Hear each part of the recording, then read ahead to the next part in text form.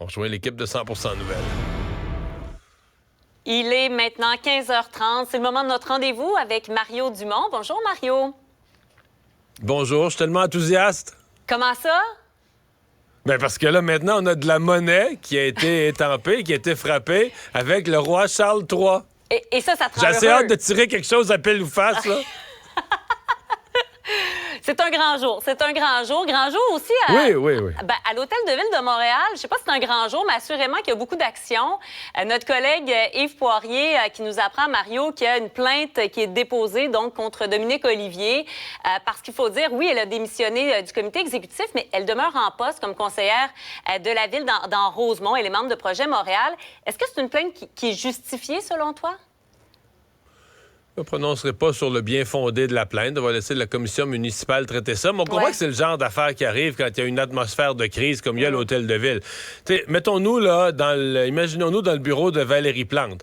Elle a passé toute la semaine passée dans les dépenses, à gérer la bout de bras l'affaire de l'Office de consultation publique. Finalement, lundi. Mais je pense qu'en fin de semaine, ils se sont rendus compte qu'ils ne pouvaient pas donner à Mme Olivier, dans l'état actuel d'opinion publique, le devoir de présenter le budget, d'être la présidente du comité exécutif au moment de la présentation du budget. Donc, elle démissionne hier. Donc là, on nomme un nouveau président de comité exécutif, un nouveau bras droit pour la mairesse, là, le numéro 2 de l'Hôtel de Ville. On présente le budget demain. On sait déjà que le budget il va être très mal accueilli, là, très durement accueilli par les contribuables. Probablement les plus grosses augmentations de taxes qu'on ait connues depuis une couple de décennies. Et là, aujourd'hui, ce sont les dépenses juste pour en rajouter une couche, les dépenses de la mairesse elle-même qui sont visées par une enquête de notre bureau d'enquête. Donc, on se doute bien là, que ça bourdonne là, dans le bureau de Mme Plante. C'est pas une belle séquence. Est-ce que tu as l'impression que la perception de ce qui sera annoncé dans le budget demain, que la perception des Montréalais pourra pas être autrement que teintée par toutes ces histoires que notre bureau d'enquête a fait ressortir?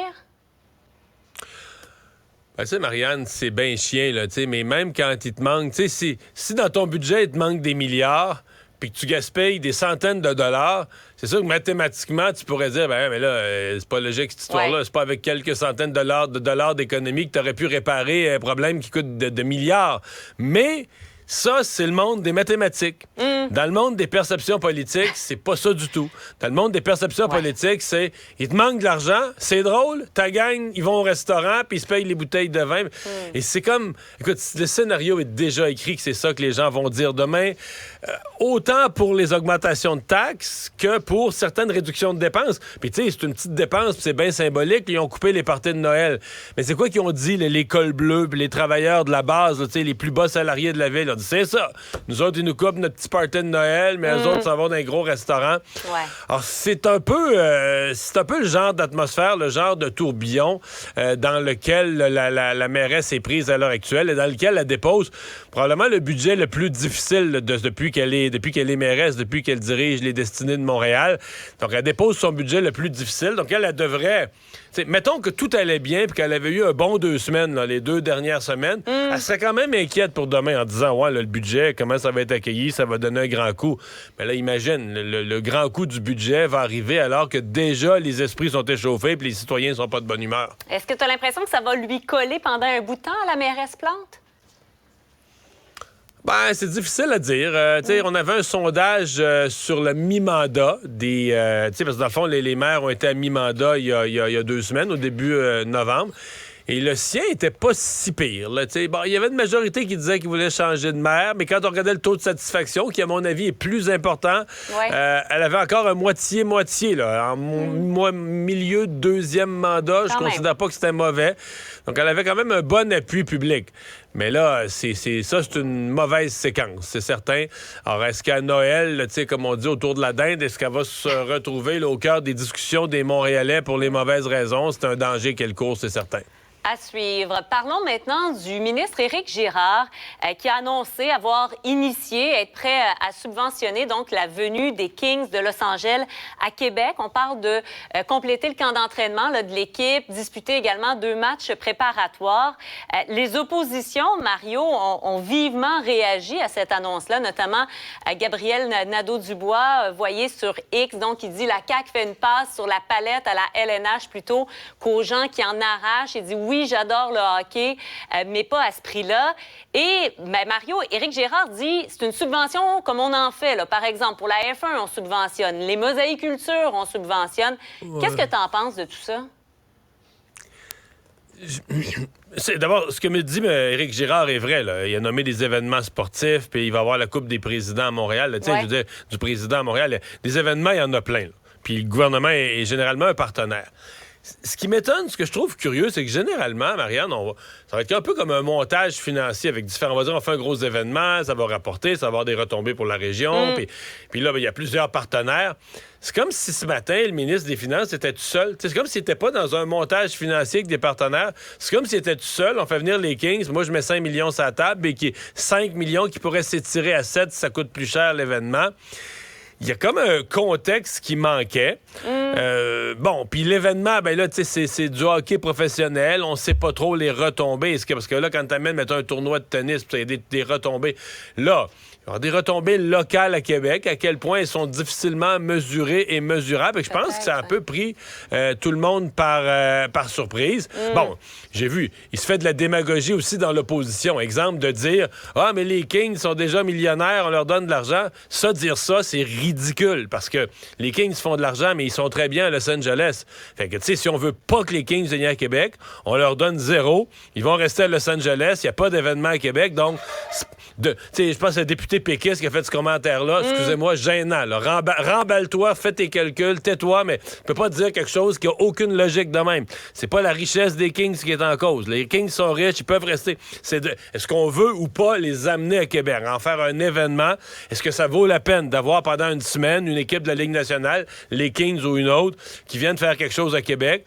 Moi, je réponds pas nécessairement non à ça. Là. Ça peut avoir une logique, puis on peut en faire un événement qui a des retombées. Mais ce matin, ça s'est fait. J'avoue, moi, on l'a présenté en direct. Le ministre Girard, il dit ça. Puis là, je dis, ouais, t'es tout seul. Juste le gouvernement du Québec est le seul partenaire qui met de l'argent. Ou qui... Ça a vraiment tombé bizarre. Puis là, on est dans une période, évidemment, le gouvernement négocie avec ses employés. Fait qu'on est dans une période où tu peux pas trop annoncer de l'argent pour toutes sortes d'affaires, puis pour du hockey. Tu sais, c'est une période où il faut quand même être prudent.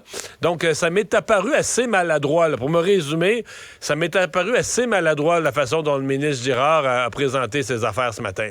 On va suivre tout ça. Ce qu'on suit également, c'est la grève annoncée donc la semaine prochaine, alors qu'il y a bien des parents là, pour qui ça commence à être concret. Là. Il y a des courriels qui sont reçus des centres de services scolaires en disant aux parents, préparez-vous, ça semble vraiment être le cas là, pendant 3 jours. Appelez grand-maman, ça prend un plan B. Là. On est là, ça se passe bientôt. Là. Ah oui. On est là. Je dois avouer, peut-être qu'il me manque un bout, puis des fois, on reçoit plus d'explications, puis le lendemain, on change d'idée, mais je dois avouer un certain étonnement. Moi, j'entends autour de moi des parents et des gens très inquiets du nombre de journées d'école qu'on pourrait manquer. Puis hier, je recevais la présidente de la FAE, le syndicat de l'enseignement là, qui représente, entre autres, les profs de Montréal et qui déclenche la grève générale illimitée jeudi prochain. Et la présidente me disait, c'est pas impossible que ça se rende jusqu'à Noël, là, qu'il n'y ait plus d'école jusqu'à Noël, puis là, après, on verra. Là, on parle... Alors, j'ai pas compris pourquoi le centre scolaire de Montréal... nous autres, dans le fond, c'est pas assez de journées ratées. On va en enlever une autre. Donc, ils ferment l'école l'avant-veille de la grève. Je sais pas. Il y a peut-être une raison. Est-ce qu'on craint quelque chose? Mais tu vas me dire, Marianne, rendu là, ça change-tu quelque chose d'une journée de plus? Ben là, sur une journée d'école, c'est une journée d'école. Une journée de trouble pour les parents. Peut-être un autre corps de métier, par contre, qui est en grève, pas seulement les professeurs, enfin... Oui, il y a le Front commun qui est en grève. Il y a certains autres groupes que ça peut affecter. Mais en tout cas, moi, j'aurais fait les efforts pour garder les écoles ouvertes le plus longtemps possible. Ce que je dis, mon école de pensée à moi, j'aurais essayé... Je comprends que quand il n'y a plus de profs jeudi, il n'y a plus rien à faire. Mais en tout cas, donc là, les écoles seraient fermées mardi. En quittant l'école mardi, on ferme jusqu'à... On ne sait pas. Dépendamment peut-être des après écoles. Noël. En terminant, Mario, juste pour toi, cette monnaie royale canadienne, donc qui a dévoilé les nouvelles pièces de monnaie à l'effigie du roi Charles III. Donc, Mario, tu pourras... D'ailleurs, j'ai élargi ma culture ce matin. J'ai appris quelque chose, là. Vas-y donc. Que la reine, comme lui, là, présentement, il regarde comme vers la gauche. Là. Ouais. La reine regardait vers la droite. Il y a une alternance. Donc, comme son fils de le prochain, lui, va regarder vers la droite. C'est un regarde vers la gauche, un regarde vers la droite. C'est une tradition d'alterner quel profil on montre. Merci, Mario. On se parle demain. Salut.